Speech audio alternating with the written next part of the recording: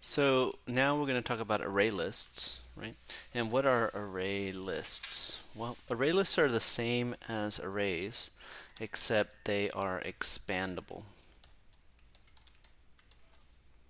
Okay. When we create an array, the size of the array must be specified when you create the array.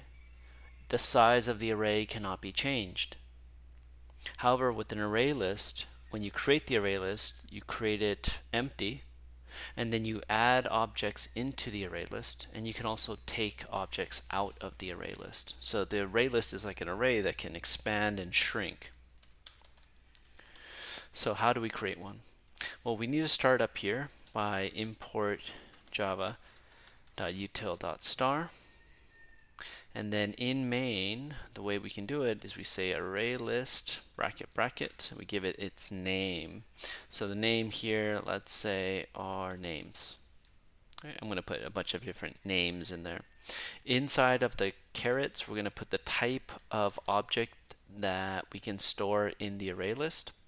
And on the right side of the equal sign, we're going to say new array list caret caret string two parentheses semicolon. So this is the type of data that can be stored into this variable. And what is it namely? It's an array list of strings can be stored in the names variable. On the right side of the equal sign, I'm creating an array list that can hold strings objects. At the moment, the array list is empty. Okay. So now I have the array list here in the names variable. Now how do I add objects into the names variable? Well, array lists have a method called add, right? And we can add, and in the parentheses we're going to put in Daniel. So now let's go ahead and try adding a couple more names in here. Bob and Tom. And now to see that they're actually in there, well, how can we print them all out?